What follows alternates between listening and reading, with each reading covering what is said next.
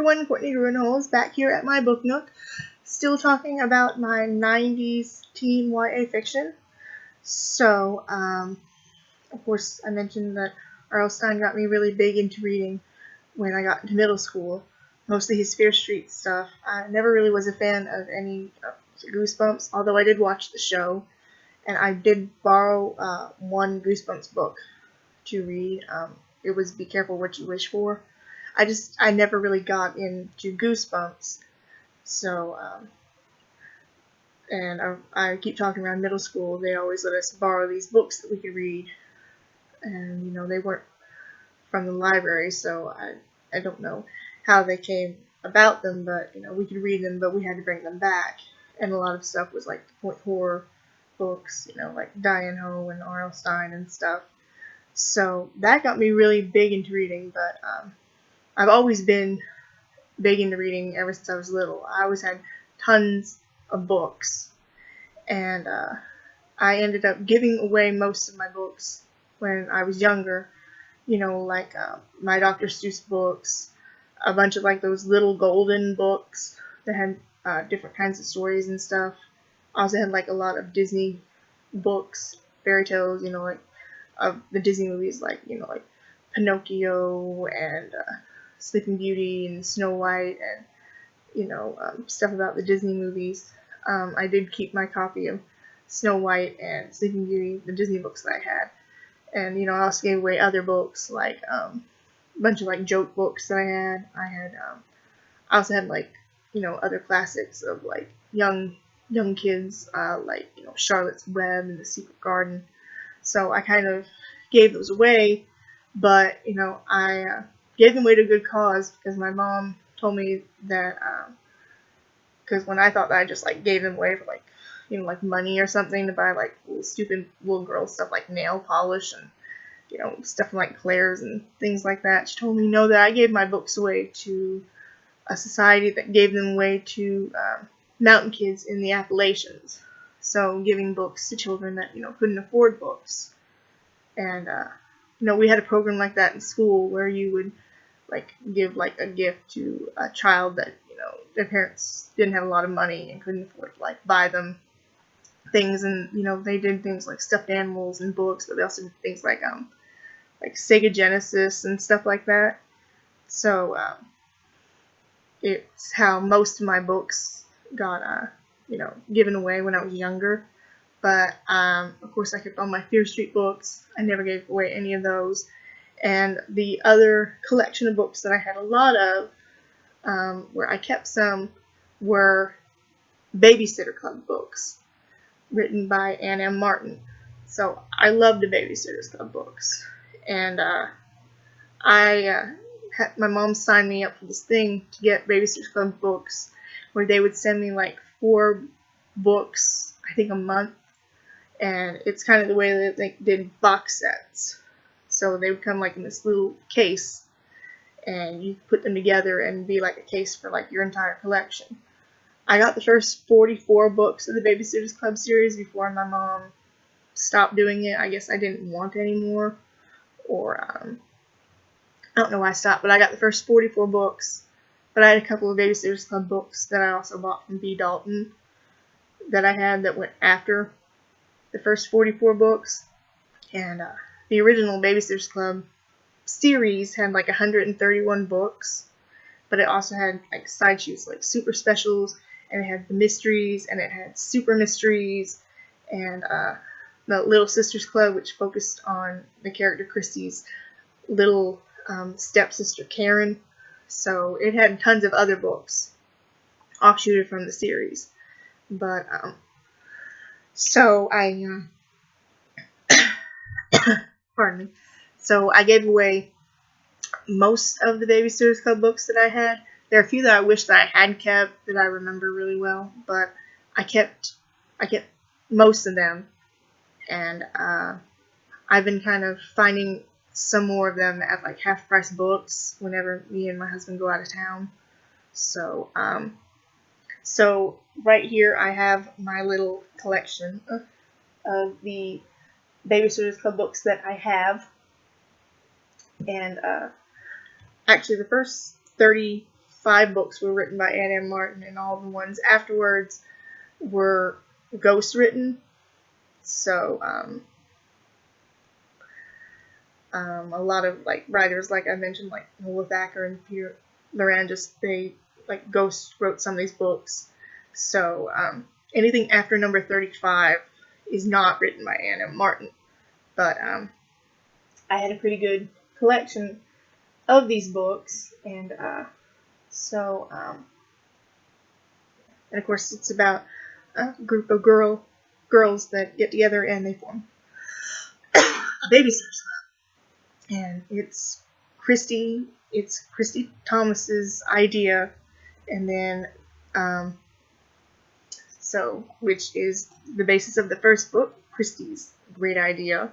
And it always told you on the back of the books who the 4 members of the club were, and it started growing with more girls being members of the club.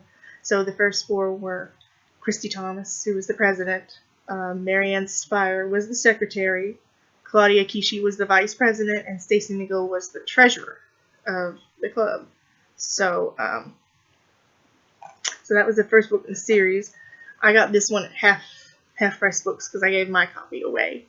So it followed these 4 girls in the first few books.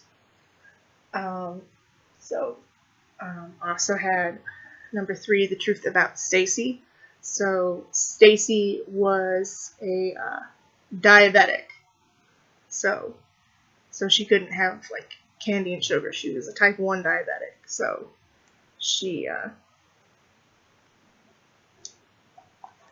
lost one of her friends when she found out that Stacy was diabetic, because in like one of the, I don't remember if it mentions it in this book, but in another book it mentions that when Stacy found out that she had diabetes, it's because she was staying at her friend Lainey's house and she had a bedwetting incident, and since she was like 12, 13 years old, they knew something was wrong. That's how they found out she was diabetic. So it talks mostly about Stacy's struggle with being diabetic. So most of the books that I ended up getting, I have a lot of them that center around Stacy. Stacy and Marianne were probably my 2 favorite characters, and then of course Christie, and then a later member comes in, Dawn Schaefer. I had a couple of Dawn books, and then it's not that the other girls weren't my favorites. It's just unless there was like a really good story that I liked with the characters, then I don't know. I just kind of like didn't really like read a lot of the ones based on like Claudia or Jessie or Mallory. So I mostly had ones about Stacy and Christie and Marianne and Dawn. So I'm not sure why. Marianne was always my favorite character because I related to her a little bit more. Shy and brunette, and so because Christie's a lot louder and more opinionated, and Marianne's the brunette that's shy and kind of introverted. So speaking of, I had number 4, Marianne Saves the Day, where she takes care of a little girl that ends up sick, and kind of also proving to her dad that she can be a responsible adult, because her dad's very overprotective of her. He's a single father, a widower, and he's really protective of Marianne, and she always has to wear like skirts and wear her hair in pigtails, and she's daddy's little girl. So that's kind of when she started growing. Books 5 through 9 I obviously got rid of. Some of them I probably want to try and find again. The next one I went to was Logan Likes Marianne, where Marianne meets the new boy in school, Logan Bruno, who's from Kentucky and has a real Kentucky accent, and Marianne ends up having a crush on him. And so throughout the series, they're all in 8th grade. They're all like 13 years old. So that's how most of the books fit. So of course, I guess that's why I like reading those books at that time, because I was getting to be almost the same age, boys and other girls stuff, friends and frenemies and moving and stuff like that. Things that we can all like appreciate. Next is number 12, Claudia the New Girl. When New Girl moves to town, her and Claudia have a lot in common because Claudia is an artist and a painter, but the other girls don't really like this new girl very much. So that's another book. That's another thing about the Babysitter Club books that I like, when like the girls started like having like fights and stuff, because you could add a little bit more tension and drama. So it wasn't always just about boys. Like Stacy had diabetes, and then of course trying to make new friends, and your new friends not liking your old friends, and, just growing up and almost kind of like drifting apart, but trying not to. So then we jump to number 17, Marianne's Bad Luck Mystery. So this is around the time that there were more than just the 4 girls. And around this time, because in between books 12 to 17, so books 13 to 16, Stacy ended up moving back to New York.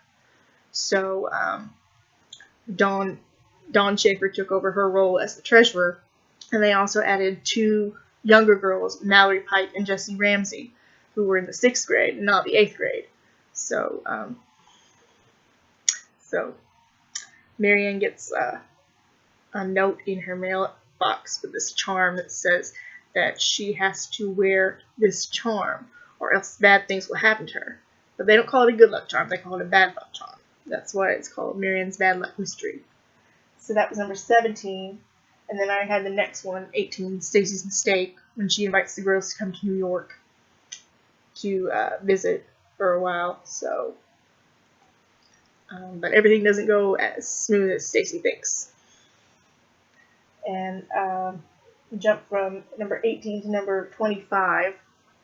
So, of course, ones I will try to find again. Another Marianne book, Marianne in the Search for Tigger. Her little kitten Tigger ends up going missing. And it took Marianne a lot to get her dad to convince him to let her have a kitten for a pet.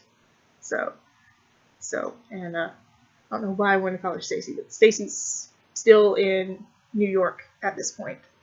So she eventually moves back. I can't remember what book number that was, but I'm sure I'll find out here in a second.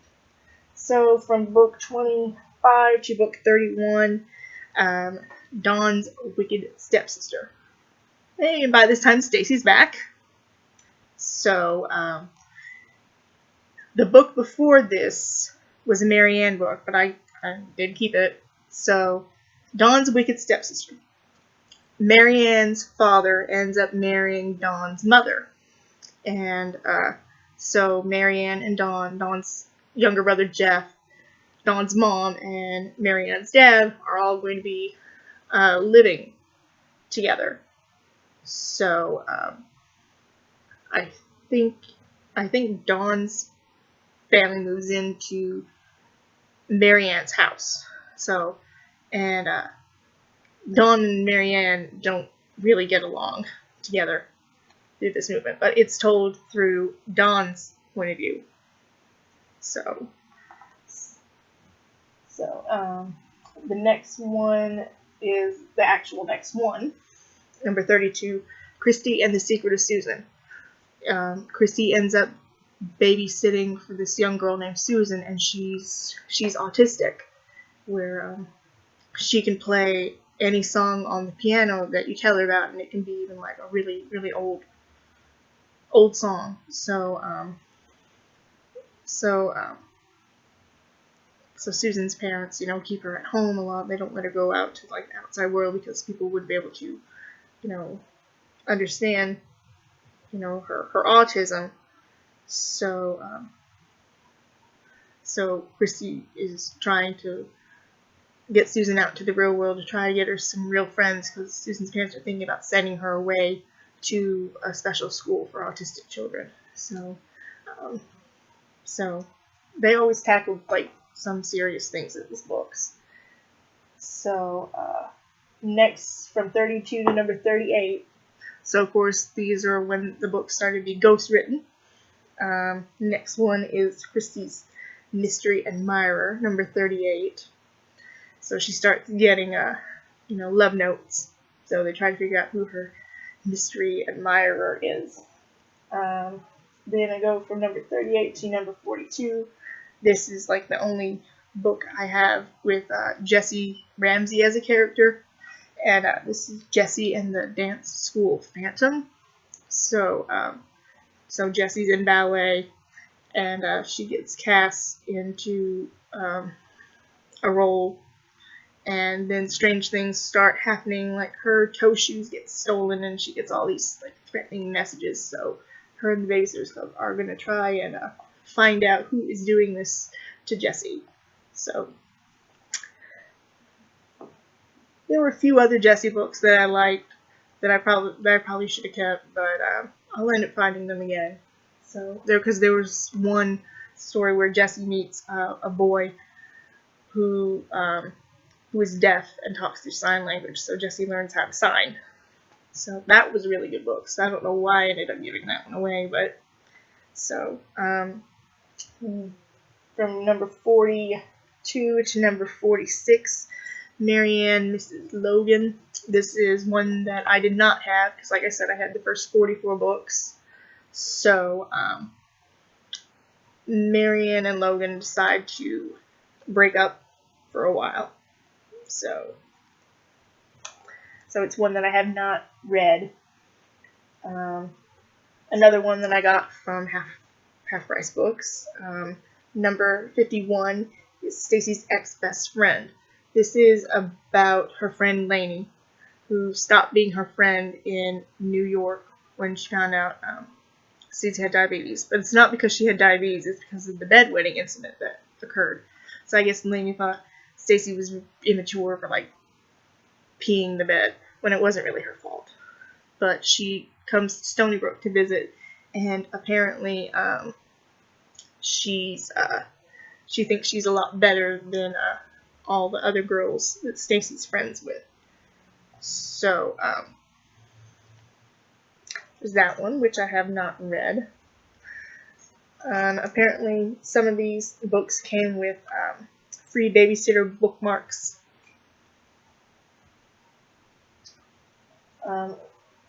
One that I bought at B. Dalton after the 44 that I had was number 60, Marianne's Makeover. This is when Marianne goes and gets her hair chopped really short, because when she was younger she had it long and in pigtails, but when her father let her grow up a little bit she was able to have it long, and then I guess she just decides to do something drastic with her hair.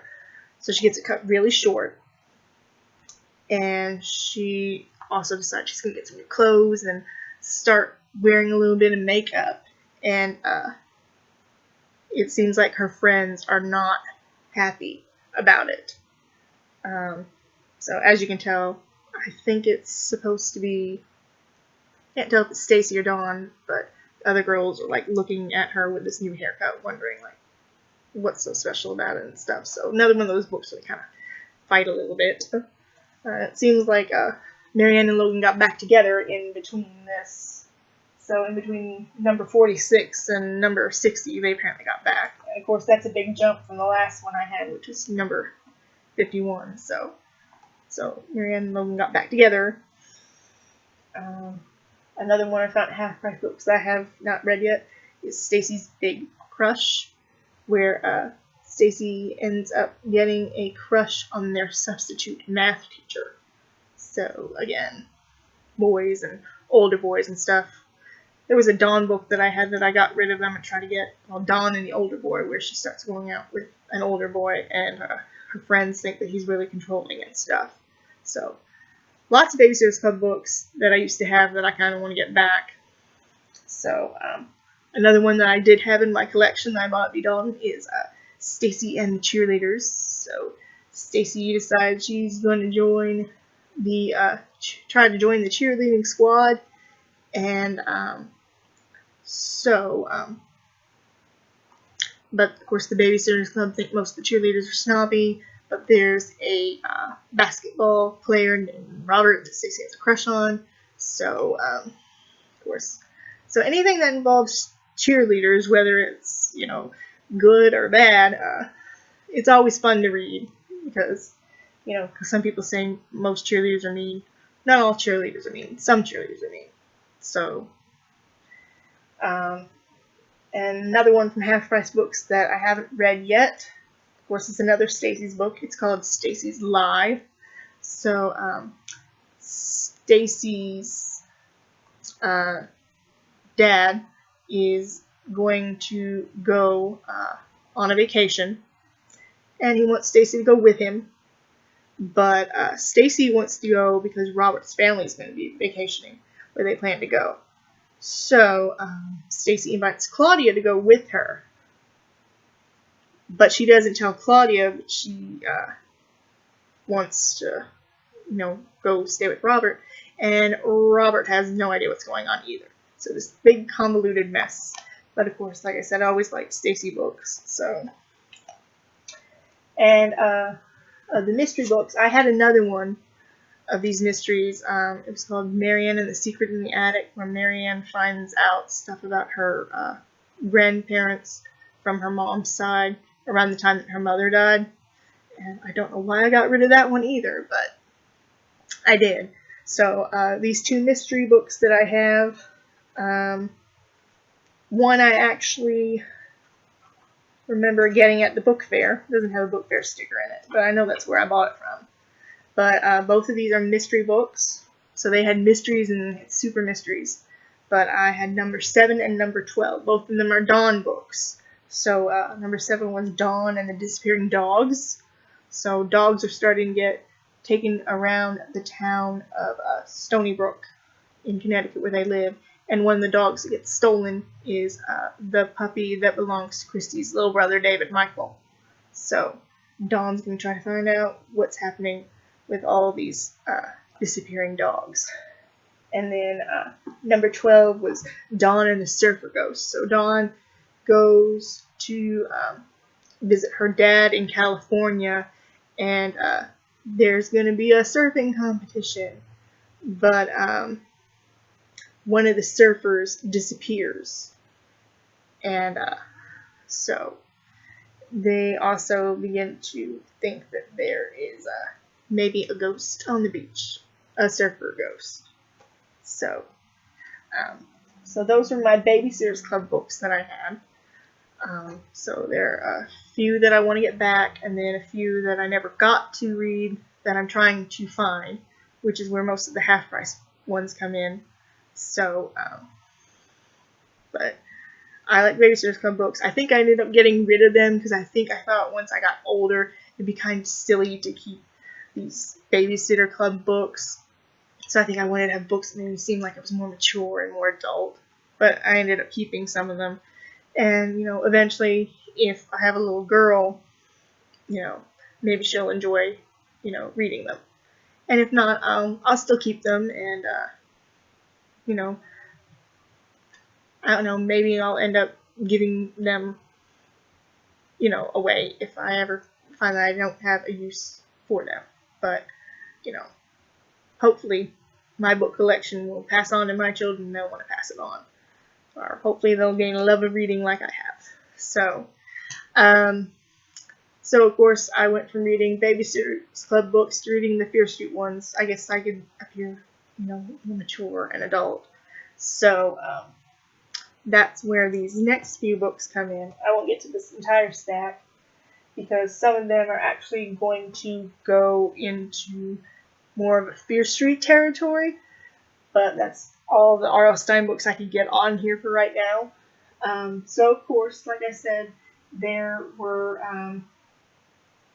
standalone Rl Stein books that he wrote for Point Horror that were not Goosebumps and they were not Fear Streets. So this is my collection of Rl Stein books from the Point Horror series. One that I have not read yet was his first one, Blind Date. So I got this off Amazon. And one that I procured on my own through the bookstore at B. Dalton. I miss B. Dalton. B. Dalton was the best. I don't know why they ended up closing. I don't know why Borders ended up closing either. So, but you know, B. Dalton is where I found the books, and I have Twisted by Rl Stein. It's about sorority sisters in college who play a prank that goes awry. So, and of course, one of them is dying to join. So, next I have Rl Stein's The Boyfriend. So, snobby Joanna wants to break up with her boyfriend Dex to go out with this, more adult college boy named Shep. And so she goes to break up with him, and an accident happens, and she believes that Dex is dead and that he is coming back from the dead to haunt her. So, really, really pink. So, right, so my next R.L. Stein standalone book that I have is The Snowman. So it's about a girl named Heather who is in kind of like a Cinderella situation. She lives with her aunt and uncle. Her aunt's a very timid, meek woman, but her uncle James is a complete jerk, and he tells Heather what she can and can't do. And Heather has this trust fund that her parents left, but she can't touch it till she's 18. So her uncle makes her work as a waitress in a diner to earn her own money to do things because she can't touch her trust money. So she meets this guy who comes in to the diner, and he calls himself the Snowman, and he's got like ice blonde hair, and he's just really charming, and he says that he will try to help Heather with her problem, and it all kind of goes downhill from there. So I think this is actually something that kind of takes place in the book, because there's a snowman with his head knocked off and the split prints leading up to it, but nothing goes past it. So it's actually pretty good. Again, you take like innocuous things like a snowman and try to make it deadly, but this is nothing like Jack Frost, the horror movie, or anything, but still, the Snowman. But still, I liked it. The other one that I have is Rl Stein's The Girlfriend. So Scotty and his girlfriend Laura are a perfect couple. Laura goes away, their family on vacation, and while she's gone, Scotty meets this new girl named Shannon, and she just is obsessed with Scotty. So, always loved things like that, The Girlfriend.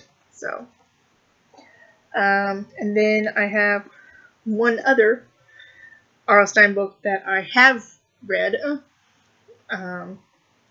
and this is Call Waiting. I actually got this at Books A Million, because it was like later, after like the early 90s, which is when I got those other ones, which they came out in the early 90s, and I got them in the late 90s. I actually got this like, I don't know, like 2000 something, maybe even after that, I don't know, but so Karen starts receiving these calls, it's the call waiting, involving just this person that's obsessed with her. So call waiting, and so those are all books besides Blind Date that I procured myself. This one I also got on Amazon, and it is The Dead Girlfriend. So, so Annie's just moved to town. She meets a boy named Jonathan, and his last girlfriend died. So, I guess they're acting like Jonathan's old girlfriend comes back from the dead, but so Haven't read it yet. Very good condition for a used book.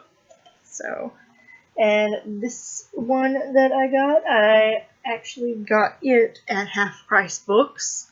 It is Halloween Night by Rl Stein. So, Brenda doesn't like her cousin Hallie, and Hallie's apparently a boyfriend stealer. So they decide to, I guess, like, actually kill her. That's what it sounds like on the back of this book. And they're going to do it at a Halloween party that Brenda's throwing. Oh, it says, not that they're really going to kill him, but it's just a joke, right?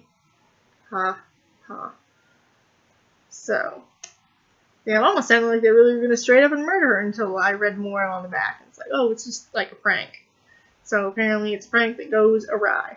I also know there's a sequel to this book called Halloween Night 2. But I was at Half Price Books one day looking to see if they had any Fear Streets that I didn't have. And they had this and Call Waiting, and I already had Call Waiting, so I figured I'd go ahead and get it. I was also looking for like any point horror books that I didn't have, so I found this one. So I guess eventually after I read it, I'll have to get the sequel one, because just like with book series or movie series, if I see one, I'm going to have to see, the rest of it. So, and a little bit later in Rl Stein's writing career, he decided he was going to start writing more adult-oriented thriller or horror books. So he has a couple ones like Red Rain, and his first one that he wrote was this one that I found for $1.19 at a peddler's mall / flea market, and it is called Superstitious by Rl Stein. So, because it says stunning adult fiction debut, best-selling author Rl Stein. So something more kind of adult-oriented. So I guess the way people were always saying that Christopher Pike was much more adult-oriented than Rl Stein was, and then of course Stephen King's more, adult-oriented than Christopher Pike. So, since I haven't read any of the Christopher Pikes yet, it's not exactly almost like Stephen King, but it is very different from Fear Street books, and definitely very different from a Goosebumps book, considering the one that I read, and of course the quality of the show when it came out. So, this was actually through Time Warner Books. I didn't know they had like a publishing thing, but it's from Warner Books. I think they were going to try and turn this into a movie a long time ago, but I think it fell through. It'd make a really good movie. So, it also has endorsement on the front from James Patterson, who, writes, the Alex Cross series, and he has, Long King Spider and Kiss the Girl and stuff. It says it's terrifying, moves along at trip hammer speed. So, that's James Patterson endorsement for this book. So, yeah, it says it's his first blockbuster for adults. So, it's about a girl named Sarah. She's a grad student who ends up falling for Professor Liam O'Connor. So he's this Irish-born professor. And so they end up getting together, but there are all these brutal deaths going along this Pennsylvania campus. And it seems like Professor O'Connor is very superstitious. He's devoted to even really weird superstitions that she's never heard of. So the police end up talking to him about all these killings that are going on, and she starts to become fearful of him. But the tagline here is Sneeze on Monday, sneeze for danger. Sneeze on Tuesday, kiss a stranger. Sneeze on Sunday, your safety seek. So, like, really weird superstitions. Of course, you know, stuff like if you spill salt, throw it on your shoulder. Watch out for black cats crossing your path. Don't break mirrors. You know, other things. You know, like, also has on here, like, always whistle when you pass a graveyard. Never buy eggs after dark. So, like, really weird superstitions. But again, he's from Ireland, where they probably have all these old world superstitions. But, besides that little tidbit about it, it does have, like, really, you know, dark, brutal kills that are a little bit more on par above those Fear Street kills. Because I read some gruesome Fear Street kills, too. So, but it has, you know, like, sex and lots of violence. And, so once you figure out what's really driving the plot of the story, it is a little weird, and its ending is kind of like a typical kind of ending you'd seen like from like the Twilight Zone, or, you know, reading a Goosebumps or a Fear Street book, but more, of course, adult. So, I actually really like it. I think it is pretty different from what he usually writes. So, but yeah, this was his first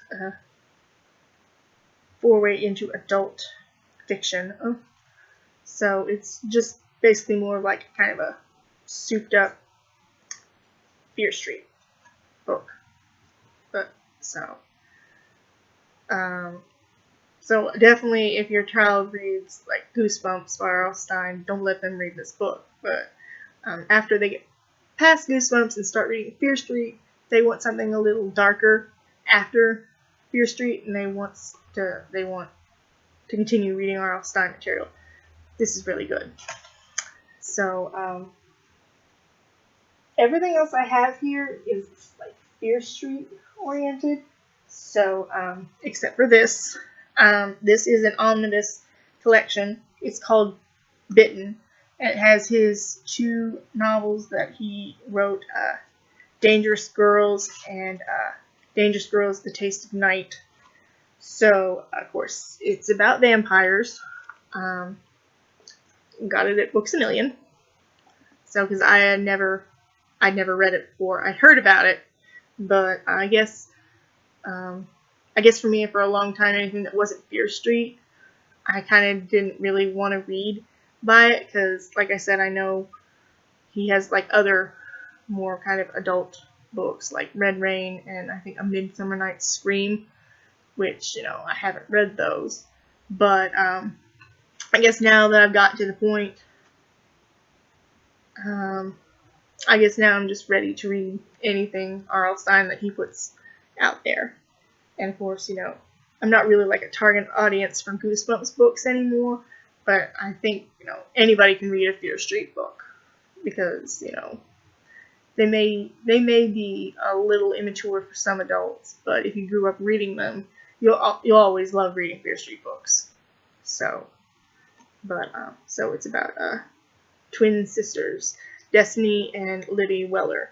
They come home from vacation, and they're basically vampires. They make it ambiguous, but you can already tell they're vampires.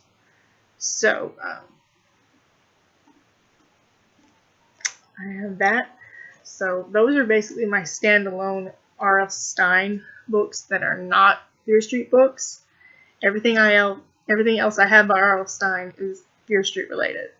So, that will probably be another video, because that is going to be something really long, and hopefully I can try and edit this video, because trying to film, I've had like interruptions, like 2 phone calls, and so hopefully I can try and edit this into 1 video.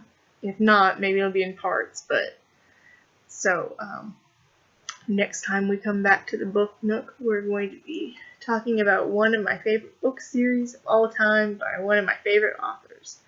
We're going to tackle Fear Street, people. So, I hope that you'll come back and join me next time for that.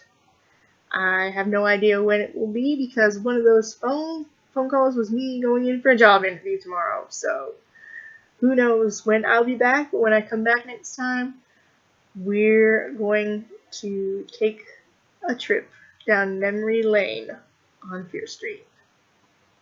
See you later.